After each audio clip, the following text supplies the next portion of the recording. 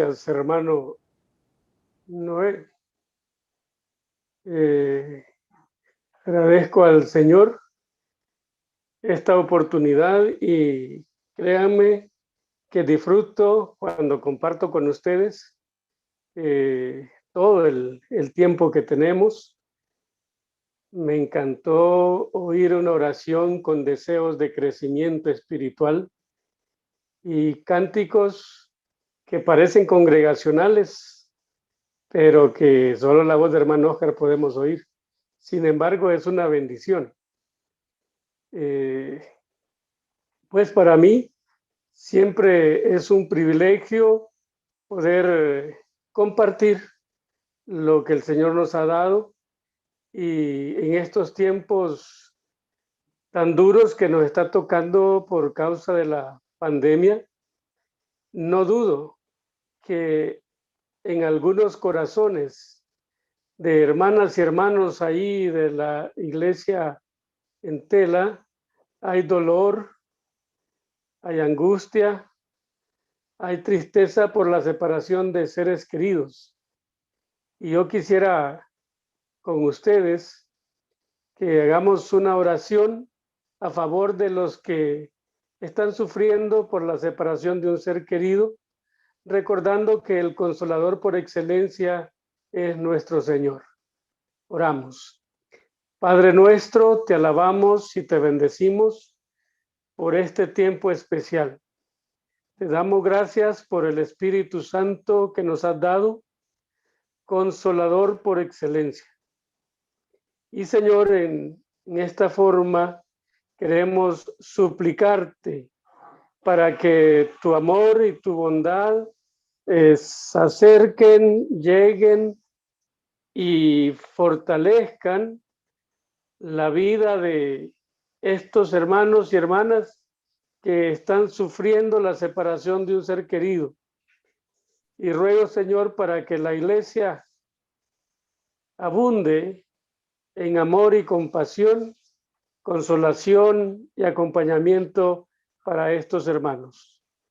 Gracias, Señor, porque tu palabra nos habla también y nos enseña. Te suplico la bendición para que podamos juntos edificarnos. En el nombre de Jesús. Amén. Y bueno, la pandemia nos ha traído, es cierto, dolor, angustia, pero siento yo, y espero que ustedes también se han dado cuenta, que ha como que han surgido, ha proliferado mensajeros vaticinando el fin, vaticinando el tiempo del Señor y cuántas situaciones como vienen. Pero además de eso, la pandemia también ha dejado como al descubierto algunas situaciones que se dan.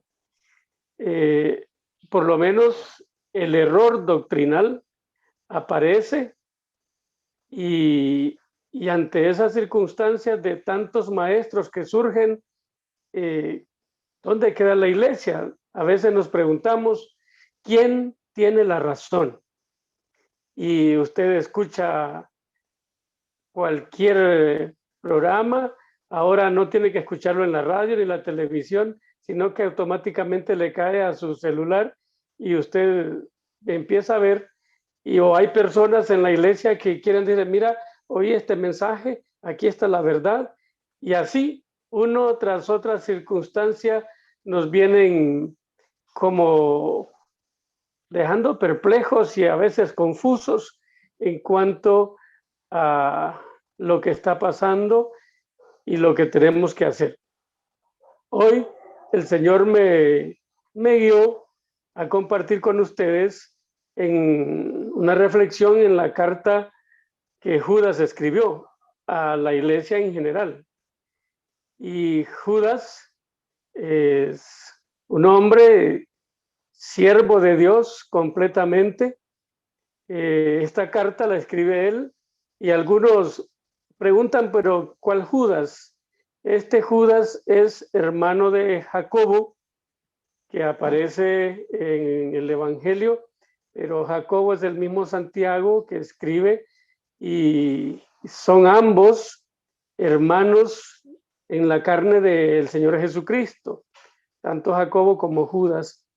Y Judas tiene una preocupación cuando escribe su carta, porque en la iglesia habían aparecido como encubiertamente, se habían entrado a la iglesia algunas personas que estaban participando en la comunión de la iglesia, pero eran, como dicen hoy, infiltrados, que querían más que disfrutar, que sí lo hacían, pero querían dañar la iglesia, estaban socavando la base doctrinal que tenía la iglesia, y Judas los detecta. Entonces, de hecho, la carta de Judas es un solo capítulo, es corta, es breve, pero es muy fuerte. Y a lo mejor no vamos a entrar en lo fuerte de la carta, pero sí en la exhortación que Judas hace a la iglesia del primer siglo, y que por consecuencia nos alcanza a nosotros en este siglo que estamos, por las circunstancias semejantes que estamos viviendo. Entonces, quiero invitarles a leer esos primeros versículos de la carta a Judas, y luego pasamos a leer los versículos 17 al 20, que dice así: Judas, siervo de Jesucristo y hermano de Jacobo, a los llamados, santificados en Dios Padre y guardados en Jesucristo, misericordia, paz y amor os sean multiplicados. Amados, por el gran deseo que tenía de escribiros acerca de nuestra común salvación, me ha sido necesario escribiros para exhortaros a que contendáis ardientemente por la fe, que ha sido una vez dada a los santos, porque algunos hombres han entrado encubiertamente, los que desde antes habían sido destinados para esta condenación, hombres impíos que convierten en libertinaje la gracia de nuestro Dios y niegan a Dios, el único soberano, y a nuestro Señor Jesucristo. Y aquí encontramos, hermanos, en estos versículos que leímos inicialmente, el problema que Judas detecta, y el que le preocupa, como nos preocupa a nosotros hoy, en efecto, algunas circunstancias, porque no queremos que la iglesia se confunda, no queremos que los hermanos estén entre uno y otro grupo o una y otra enseñanza, y confundiendo la verdadera fe, la fe que nos fue dada desde un principio. Judas, con claridad, en los versículos 5 hasta el versículo 19, va a señalar a estos hombres que se han inmiscuido en la iglesia, infiltrado dentro de la iglesia, y los va a juzgar. Y los va a juzgar con varias figuras que encuentra en el Antiguo Testamento, los señala, y como que al final describe un perfil de ellos para que la iglesia los identifique. El trabajo de Judas con esos hombres, pues fue precisamente mostrarlos cómo eran, cuáles eran sus actividades, cuáles eran sus intereses y cuáles eran sus prácticas equivocadas y lo que estaban haciendo con la iglesia. No vamos a entrar a eso totalmente, porque yo quisiera que miremos lo que Judas le dijo a la iglesia, porque la parte de Judas fue dada, pero la parte de la iglesia es la que a mí me interesa compartir. Noten aquí el versículo 3.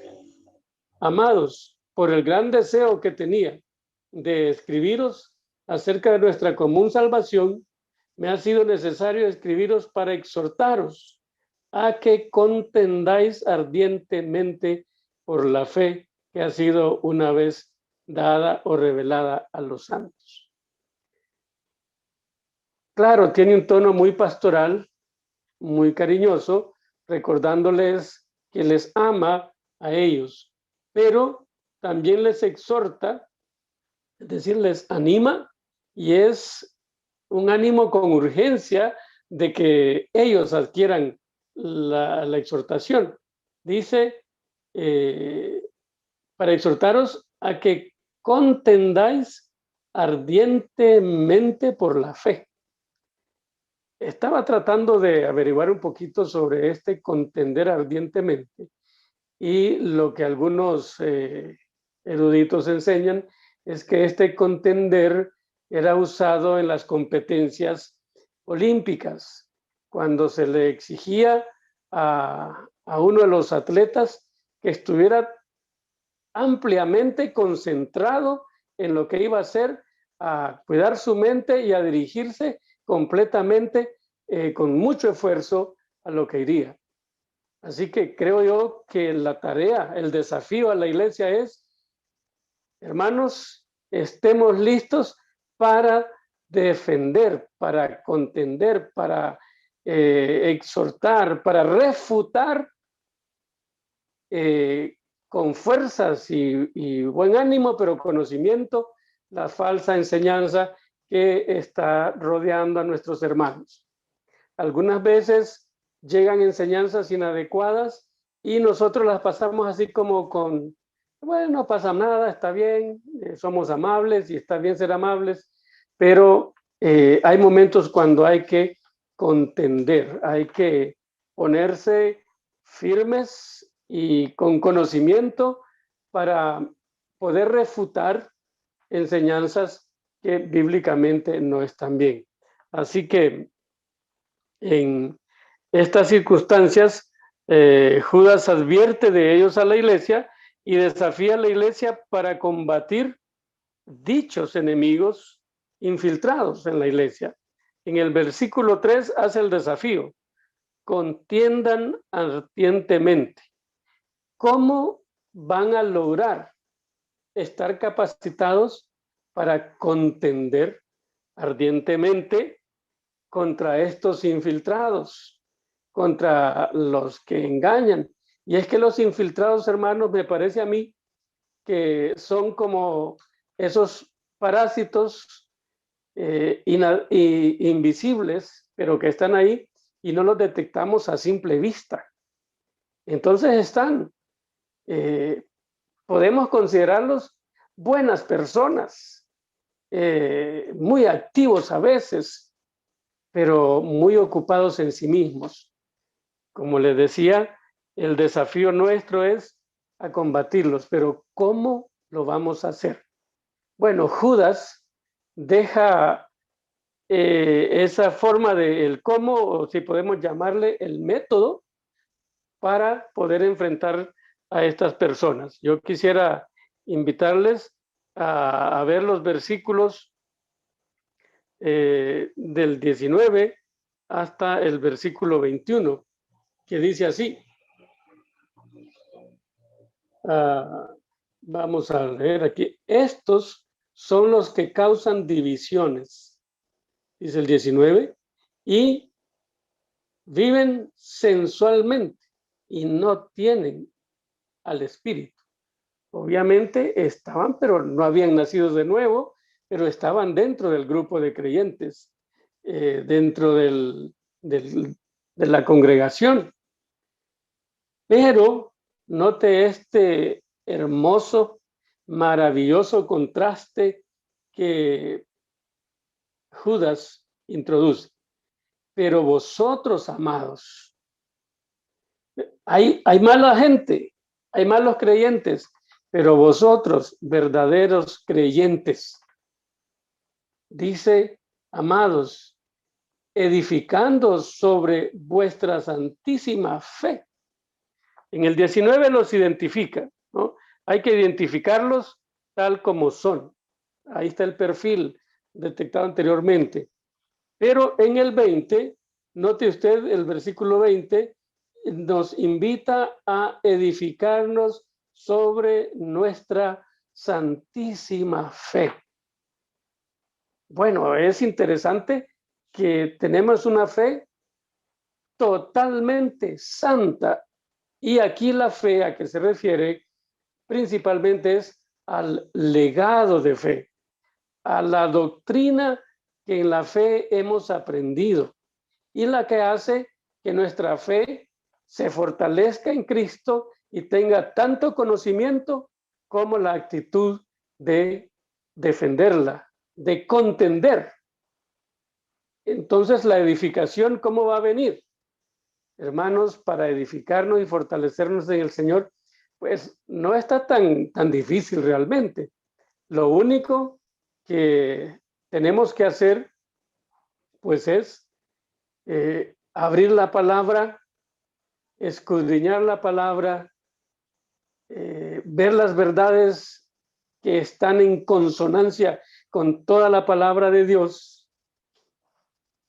como hacían los hermanos de Berea, recuerdan ustedes, que a ellos escuchaban a los apóstoles, pero se iban a sus casas a escudriñar las escrituras para ver si aquellas verdades eran tal como la palabra les enseñaba.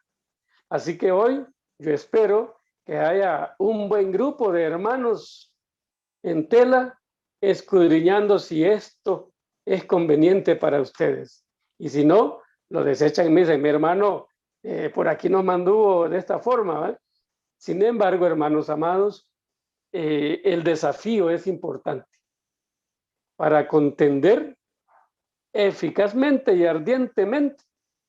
Hay que edificarnos en la fe, en el conocimiento, estudiar la palabra, acudir a los estudios bíblicos, discipularnos con buen material de discipulado, por cierto, para que crezcamos en el conocimiento.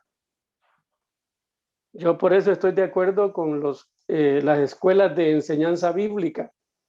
Y tuve el privilegio que el Señor me dio de formarme en el Seminario Teológico Centroamericano en Guatemala y teníamos unos muy buenos maestros a mi criterio de enseñanza que nos daban herramientas, nos dieron herramientas para poder escudriñar un poco más la palabra y poder acercarnos a la iglesia para tener elementos de edificarla. Y esta es una preocupación como pastor, que la iglesia esté sólidamente edificada. Pero a veces nos damos cuenta y nos llevamos la sorpresa que hay hermanos que su fe, ¿cómo les diría yo?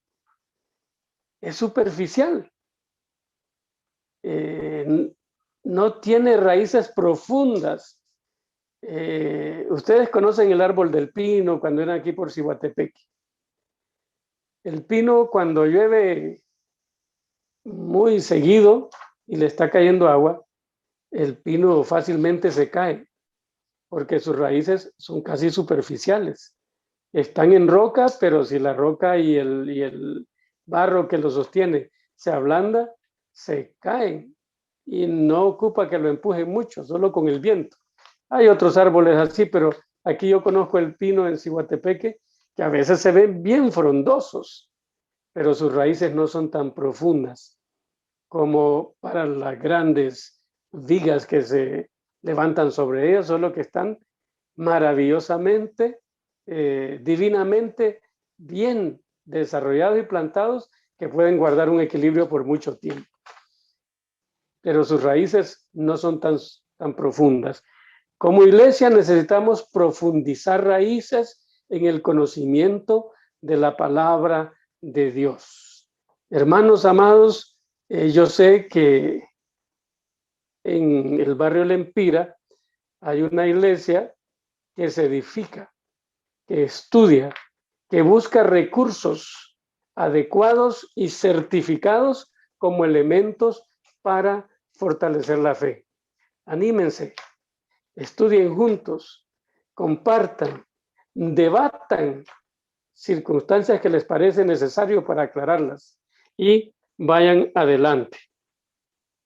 Entonces los identificamos a los malvados, igual nos edificamos en la fe porque es importante. Y luego, mire usted en la siguiente parte del versículo que estamos leyendo, dice que hay que edificarnos sobre vuestra santísima fe y luego orando en el Espíritu Santo. Y bueno, ¿qué es eso de orar en el Espíritu Santo? Yo creo que sí lo entendemos bien. Tiene que ver con nuestra garantía y seguridad de que hemos nacido de nuevo, como dice Pablo a los Efesios 1, en el capítulo 1, versículo 13, en él también vosotros, habiendo oído la palabra de verdad, el evangelio de vuestra salvación, y habiendo creído en Cristo, fuisteis sellados con el Espíritu Santo de la promesa, que es la arras de vuestra herencia. Entonces, el orar en el Espíritu no es que vamos a entrar en un trance ahí exagerado, sobrenatural. Sencillamente es orar de una forma viva, constante, creyendo que el Señor, nuestro Salvador, nos escucha y que espera que nosotros tengamos una vida consecuente a la fe que decimos tener. Es decir, que andamos de acuerdo a lo que creemos. No andamos de acuerdo a lo que religiosamente hacemos, porque hay quienes creen que ser espiritual es asistir a todas las reuniones de la congregación, ser, ¿qué le diría yo?, lo más pío posible, es decir, ser muy santos, y está bien, hay que estar apartados del Señor, pero la vida es una realidad, la vida en el Espíritu es una realidad normal que se vive, una realidad sobrenatural que se vive normalmente. Así es. Estar en el Espíritu es vivir en una realidad sobrenatural, porque estamos en Cristo, pero lo vivimos de una manera normal. El Señor Jesucristo, cuando quiso venir y se encarnó para demostrarnos el amor del Señor, bien pudo venir y bajar en una nube hermosa, una nube gloriosa, y en esa nube permanecer y hablarnos de ahí a unos 2 metros del suelo para no contaminarse. Sin embargo, no fue así. Él se encarnó en su madre, a través de su madre María, vivió entre los hermanos de él, con ellos, comió, bebió, aprendió el oficio de carpintería, hizo algunos muebles incluso, y luego se dedicó a su ministerio que tenía. Y en el ministerio caminaba por las calles de polvo, hablaba con la gente, andaba con la gente común, atendía a los enfermos, y todo lo que hizo sin una forma extraña para no llamar la atención demasiado. Con solo, hermanos, que nosotros vivamos obedientemente a la palabra de Dios, con ello ya mostramos que andamos en el Espíritu. Para mí, hermanos, orar en el Espíritu es hacer eso. Orar de acuerdo a lo que la palabra enseña, seguros de que estamos andando en el Espíritu, en la conveniencia de que mis actos, que mis dichos, que mis prácticas están calificadas y certificadas, autenticadas, aprobadas por la voluntad del Santo Espíritu que vive en mí. Orando entonces en el Espíritu, una oración ferviente. Claro, hermanos, es que esto es una consecuencia lógica. Si nosotros nos edificamos en la palabra de Dios adecuadamente, nos edificamos en nuestra santa fe, nuestra fe santísima, por consecuencia, vamos a orar en el Espíritu. Tiene que ser así. Y luego que nos edificamos y oramos, también tenemos que conservarnos en el amor de Dios. 4 aspectos sencillos me parece a mí, pero son fundamentales. Identificar a los que se han infiltrado para combatirles, edificarnos en la fe, orar en el Espíritu Santo que nos capacita para estar bien firmes y luego conservarnos en el amor de Dios. Quiero compartir una anécdota no sé si lo he compartido con ustedes, pero sucedió así. Un compañero de estudios en el seminario le presentaron un caso de una señorita que aparentemente estaba poseída con espíritus malignos, con demonios. Y él dijo, no, pues vamos a echarlos, hay que ir. Se miraba muy ferviente el hermano y se fueron. Y empezaron a luchar con unos ancianos y él. Y la historia del hermano fue que cuando estaba en la lucha más fuerte, la muchacha endemoniada se dirigió a él y le dijo, ¿y por qué quieres sacarme de aquí a mí? Si en tu lugar tenés a tu novia embarazada y no querés responderle a sus llamadas. Mire, esa fue una bomba para nosotros, como un balde de agua helada, no porque nosotros lo recibimos en el momento, eso él lo hacía en su comunidad de práctica, pero de allá vinieron los ancianos con él el día lunes al seminario, se presentaron a la decanatura y ahí explicaron la situación y él aceptó que sí, que tenía ese problema y que estaba tratando de resolverlo. Entonces el seminario lo mandó a resolver el problema, porque no se puede combatir fervientemente si nuestra vida tiene una práctica inmoral que la descalifica.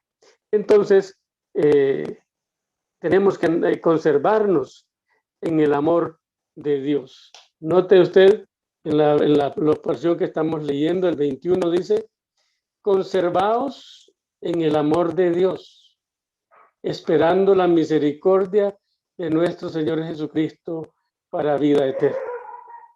Y este conservar, hermanos, es la insistencia de mantenernos en lo que hemos creído, en el amor de Dios, en obediencia a la palabra de Dios, en comunión con los verdaderos hermanos, rogando a Dios que les ayude a identificar a los que pueden ser infiltrados. Ojalá no haya ninguno entre ustedes y que cuando se infiltre uno lo detecten rápido y traten de sanarlo con amor.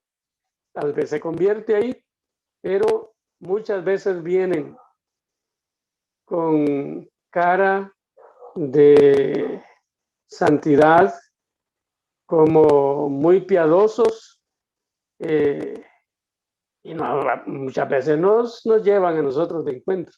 Así como que, wow, este hombre sí las sabe todas. Miren cómo habla, miren cómo hace. Miren. Bueno, pero tendremos nosotros que, hermanos, conservarnos, mantenernos, permanecer en el amor de Dios. Y puedo decir esto con confianza, sin temor a herir susceptibilidades, que mantenernos en el amor de Dios es más allá que mantenernos en la congregación,